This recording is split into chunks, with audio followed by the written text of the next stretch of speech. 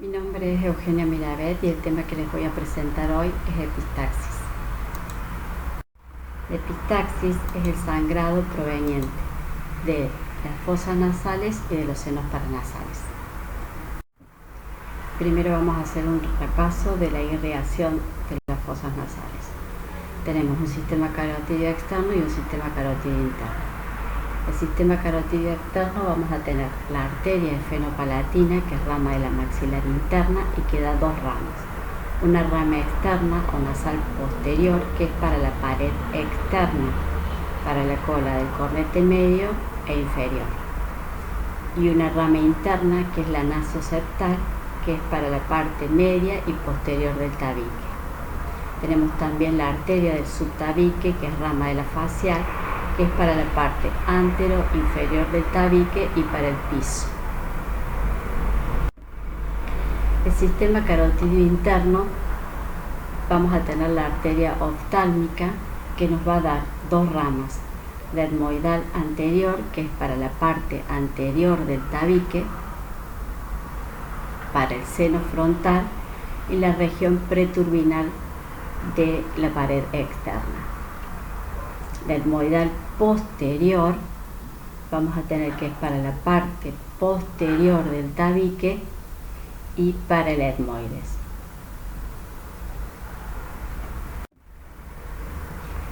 Tenemos el área vascular de Kieselberg, que es muy importante porque es una zona donde confluye la arteria del subtabique, la nasoseptal y la etmoidal anterior. Nosotros clasificamos a las epistaxis según su etiología, según su localización, según su frecuencia y según su repercusión general.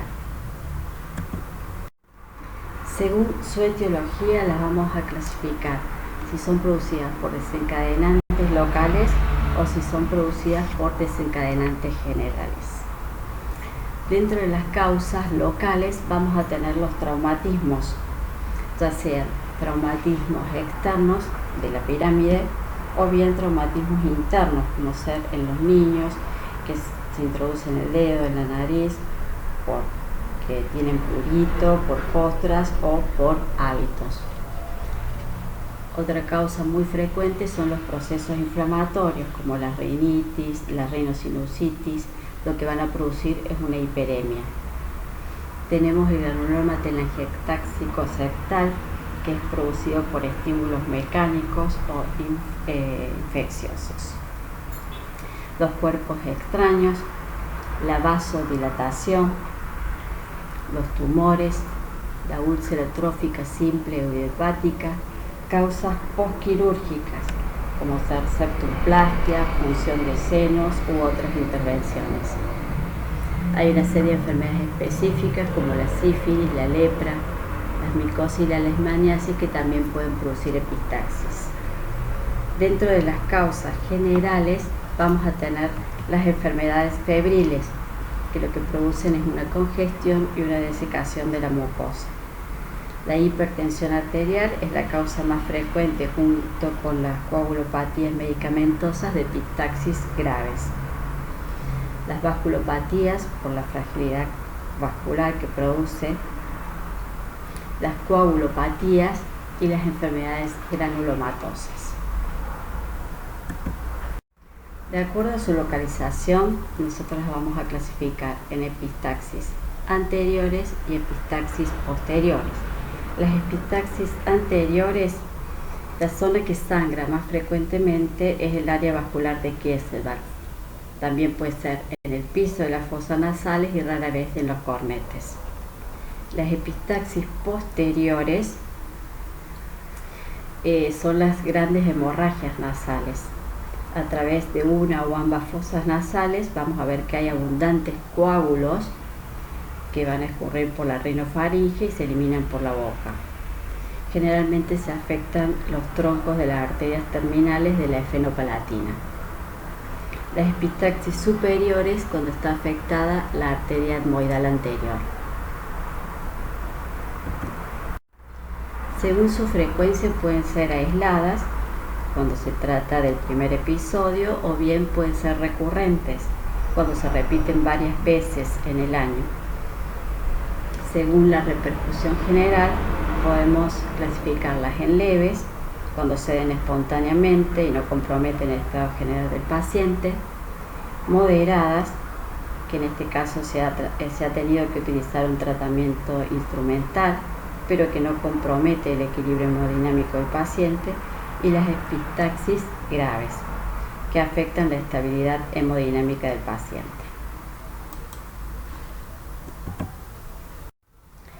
Las epistaxis anteriores, entonces, está afectada el área vascular de Kesselbach, el piso de las fosas nasales o los cornetes. Por lo general son epistaxis de poca intensidad, se da generalmente en niños y adolescentes, ceden espontáneamente y no comprometen el estado general del paciente. Las posteriores, entonces dijimos, ramas de la arteria fenopalatina, que va a comprometer el estado general del paciente, va a sangrar por una o ambas fosas nasales, vamos a tener coágulos en la rinofaringe y son las que generalmente se presentan en adultos y ancianos. Las epistaxis superiores entonces corresponden al territorio de las etmoidales anteriores, son adultos jóvenes y tienen las mismas características que las posteriores. El diagnóstico es objetivo. Nosotros vamos a ver al paciente que viene con el sangrado. Cuando el paciente llega a la guardia, lo que vamos a empezar a hacer es el interrogatorio, preguntarle cómo empezó, cuándo empezó, si él siente que traga sangre, si ese es el primer episodio.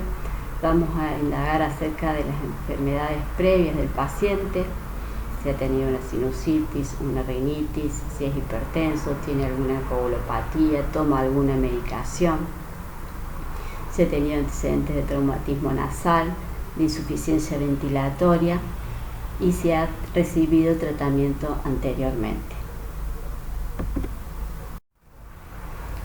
Inmediatamente empezamos a hacer el examen físico. La simple observación nos va a dar una idea de la magnitud de la hemorragia. Tenemos que indagar acerca si está formando coágulos. Primero verificar el estado general del paciente, si está pálido, si tiene taquicardia. Vamos a tomar la presión y vamos a empezar a hacer la rinoscopia anterior. Es importante siempre tener preparado los elementos que podemos utilizar en una guardia para el tratamiento de una epistaxis. Tener una riñonera, tener preparado pinzas bayonetas, gasas, baja lengua, si podemos tener el instrumental como un Killian o un Palmer para poder observar las fosas nasales, tener lidocaína, adrenalina, tener una sonda Foley. Siempre tenemos que cuidar, tener todos los elementos necesarios para la bioseguridad. Tenemos que tener guantes, gafas, batas. Cuando hacemos la rinoscopia anterior, vamos a utilizar lidocaína, podemos utilizar unas gotitas de adrenalina. Siempre tenemos que preguntar al paciente si no es alérgico y tener en cuenta la hipertensión si vamos a utilizar estas sustancias. La rinoscopia anterior la vamos a realizar primero. Le pedimos al paciente que se limpie las fosas nasales, les damos un apósito, que se suene la nariz para que salgan todos los coágulos. Colocamos la toallita de algodón embebida con lidocaína, la dejamos un ratito, observamos el vaso, retiramos la toallita, vamos a observar el vaso de donde proviene el sangrado. A la vez observamos la faringe para ver si hay coágulos o escurrimiento de sangre fresca por las paredes laterales o posteriores. En algunos casos hacemos la fibrolaringoscopía, que permite visualizar el sitio del cual proviene el sangrado, así descartar tumores. Es de difícil realización cuando el sangrado es importante. Los estudios por imágenes solamente lo utilizamos si son epistaxis recurrentes o traumatismos podemos utilizar radiografías, mentonasoplaca, frontonasoplaca o tomografía con cortes axiales y coronales. Nosotros tenemos que hacer diagnóstico diferencial con hemoptisis, con hematemesis o con tumores sangrantes. La evolución y el pronóstico va a depender de la causa, de la magnitud, de la frecuencia y la repercusión general. También guarda relación con la eficacia del tratamiento. Por lo general, las epistaxis anteriores son de evolución favorable. Si es recidivante, la evolución puede ser tórpida y mal pronóstico. La epistaxis posterior puede ser abundante y la evolución puede ser rápida y comprometer la vida del paciente. El tratamiento médico va dirigido a corregir las causas generales que producen el sangrado y restablecer el equilibrio hemodinámico. Inmediato, restablecer la hemodinamia normal. Inmediato, controlar la enfermedad que originó la epistaxis. En las epistaxis anteriores, lo que podemos hacer es compresión nasal directa o utilizar vasoconstrictores, como el cromoglicato de nafasolina. Le decimos que se coloque en el ala de la nariz y que luego presione contra el tabique. Se hace cada 12 horas y no en personas hipertensas. Siempre indicamos medidas de cuidado, como no exponerse al calor, al vapor, al sol, que duerma semisentado, que estornude con la boca abierta. También podemos utilizar cauterizaciones con sustancias químicas como el nitrato de plata o con galvanocauterio. Esto es cuando podemos ver el vaso sangrante. Le hacemos previa anestesia con la punta del galvanocauterio, vamos a hacer toquecitos en el área vascular o donde está el vaso, y esto va a formar una escara. También podemos hacer el taponaje anterior con gasa de vaselinada. El objetivo del taponaje es bloquear el tercio anterior de la fosa nasal donde podemos ver el vaso sangrante. Lo que va a hacer es hacer una compresión, un mecanismo hemostático. Con una pinza bayoneta vamos a colocar previa anestesia la gasa vaselinada, siempre por el piso de las fosas nasales, y vamos rellenando toda la fosa. El paciente va a quedar con el taponaje de 48 a 72 horas. Se indica antibióticos para evitar la sobreinfección que pudiese producirse. En las epistaxis posteriores podemos utilizar una sonda Foley previa anestesia del paciente de las fosas nasales. Vamos a colocar la sonda Foley por el piso de la fosa nasal, observamos a través de la orofaringe si vemos que ha llegado a la orofaringe, y vamos a insuflar el balón 7 a 10 milímetros de solución fisiológica, o podemos hacerlo con aire también. Una vez que hemos se ha insuflado el balón, tiramos hacia la zona del cabum y vamos a hacer un taponaje anterior, tratando de evitar que la sonda toque el piso o las paredes, la sonda Foley toque el piso o las paredes.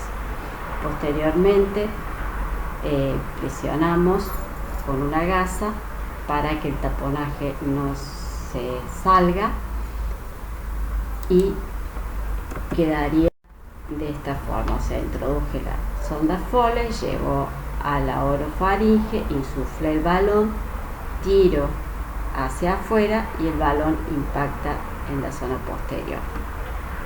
El taponaje anteroposterior se deja 5 días. El paciente debe ser internado, se le pide un laboratorio, una radiografía de tórax, se hace una consulta con clínica médica, porque estamos hablando de que es una epistaxis posterior, generalmente son ancianos que por alguna razón se ha descompensado. El tratamiento quirúrgico se utiliza solamente cuando son epistaxis graves, recurrentes o cuando el taponaje ha fracasado. Se puede hacer electrocoagulación del vaso sangrante, electrocoagulación de las ramas terminales de la fenopalatina, de la arteria etmoidal anterior o las ligaduras de la maxilar interna y sus ramas, ligadura de la etmoidal anterior o de la carótida externa en el cuello.